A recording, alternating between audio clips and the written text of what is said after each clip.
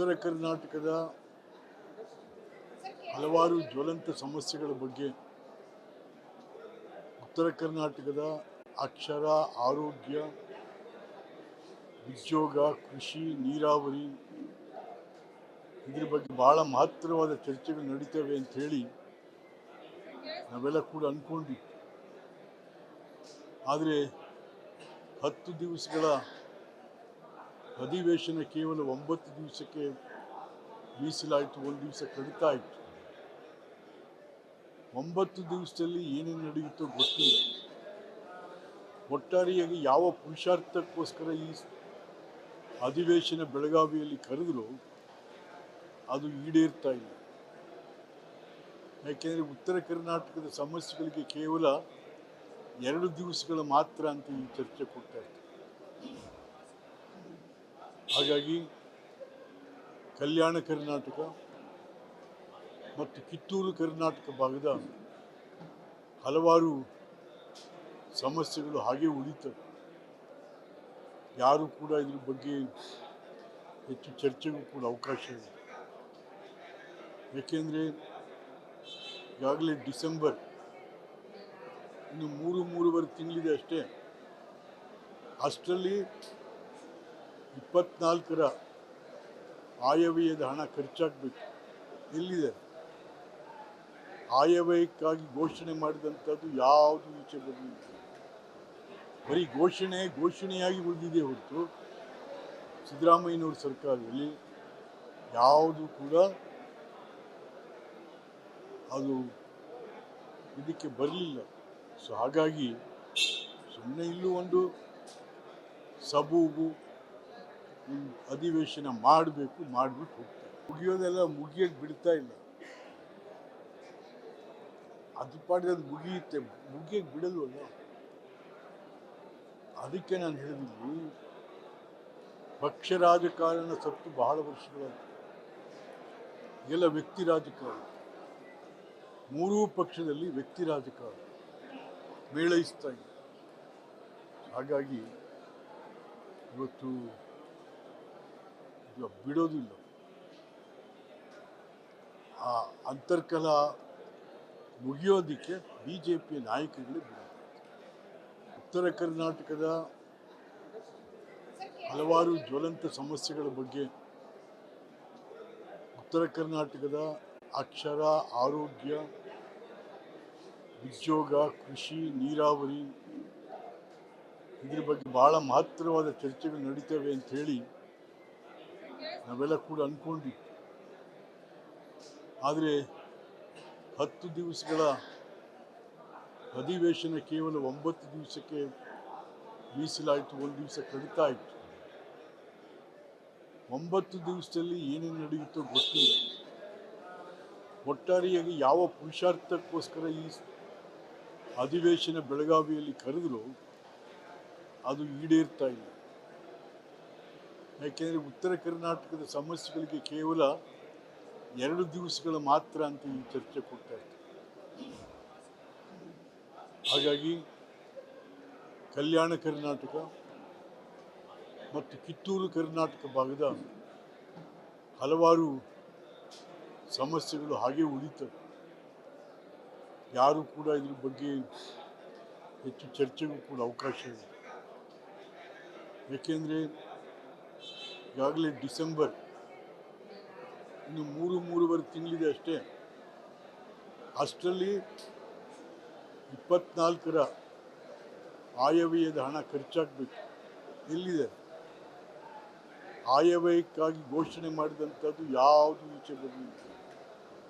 ಬರೀ ಘೋಷಣೆಯಾಗಿ ಉಳಿದಿದೆ ಹೊರತು ಸಿದ್ದರಾಮಯ್ಯನವ್ರ ಸರ್ಕಾರದಲ್ಲಿ ಯಾವುದು ಕೂಡ ಅದು ಇದಕ್ಕೆ ಬರಲಿಲ್ಲ. ಸೊ ಹಾಗಾಗಿ ಸುಮ್ಮನೆ ಇಲ್ಲೂ ಒಂದು ಸಬೂಬು ಅಧಿವೇಶನ ಮಾಡಬೇಕು, ಮಾಡಿಬಿಟ್ಟು ಹೋಗ್ತಾರೆ. ಮುಗಿಯೋದೆಲ್ಲ ಮುಗಿಯೋಕ್ಕೆ ಬಿಡ್ತಾ ಇಲ್ಲ. ಅದು ಪಾಡಿದ್ದು ಮುಗಿಯುತ್ತೆ, ಮುಗಿಯೋಕ್ಕೆ ಬಿಡಲ್ವಲ್ಲ. ಅದಕ್ಕೆ ನಾನು ಹೇಳಿದ್ದೀನಿ, ಪಕ್ಷ ರಾಜಕಾರಣ ಸತ್ತು ಬಹಳ ವರ್ಷಗಳಾಯಿತು. ಎಲ್ಲ ವ್ಯಕ್ತಿ ರಾಜಕಾರಣ ಮೂರೂ ಪಕ್ಷದಲ್ಲಿ ವ್ಯಕ್ತಿ ರಾಜಕಾರಣ ಮೇಳೈಸ್ತಾ ಇದೆ. ಹಾಗಾಗಿ ಇವತ್ತು ಇದು ಬಿಡೋದಿಲ್ಲ. ಆ ಅಂತರ್ಕಲ ಮುಗಿಯೋದಕ್ಕೆ BJP ನಾಯಕರುಗಳೇ ಬಿಡೋದು. ಉತ್ತರ ಕರ್ನಾಟಕದ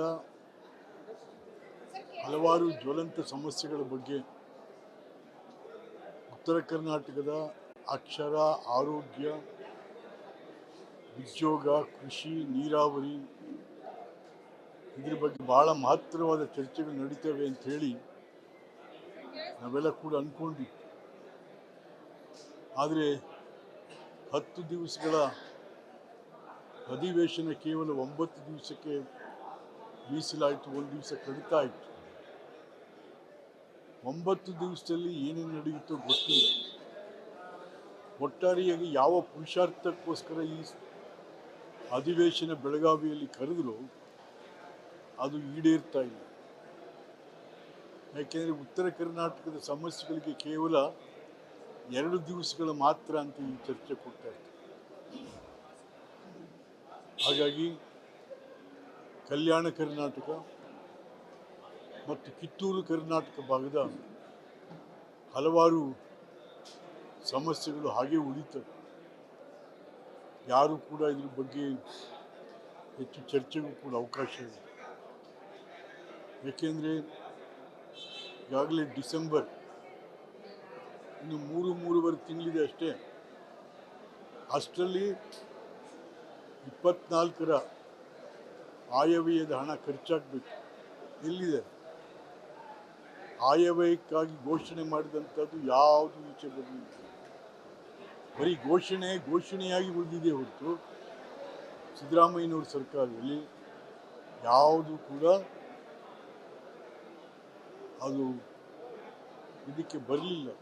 ಸೊ ಹಾಗಾಗಿ ಸುಮ್ಮನೆ ಇಲ್ಲೂ ಒಂದು ಸಬೂಬು ಅಧಿವೇಶನ ಮಾಡಿಬಿಟ್ಟು ಹೋಗ್ತಾರೆ. ಮುಗಿಯೋದೆಲ್ಲ ಮುಗಿಯೋಕ್ಕೆ ಬಿಡ್ತಾ ಇಲ್ಲ. ಅದು ಪಾಡಿಗೆ ಅದು ಮುಗಿಯುತ್ತೆ, ಮುಗಿಯೋಕ್ಕೆ ಬಿಡಲ್ವಲ್ಲ. ಅದಕ್ಕೆ ನಾನು ಹೇಳಿದ್ದೀನಿ, ಪಕ್ಷ ರಾಜಕಾರಣ ಸತ್ತು ಬಹಳ ವರ್ಷಗಳಾಯಿತು. ಎಲ್ಲ ವ್ಯಕ್ತಿ ರಾಜಕಾರಣ. ಮೂರೂ ಪಕ್ಷದಲ್ಲಿ ವ್ಯಕ್ತಿ ರಾಜಕಾರಣ ಮೇಳೈಸ್ತಾ ಇದೆ.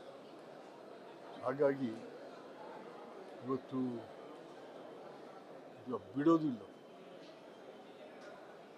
ಆ ಅಂತರ್ಕಲ ಮುಗಿಯೋದಕ್ಕೆ BJP ನಾಯಕರುಗಳೇ ಬಿಡೋದು. ಉತ್ತರ ಕರ್ನಾಟಕದ ಹಲವಾರು ಜ್ವಲಂತ ಸಮಸ್ಯೆಗಳ ಬಗ್ಗೆ,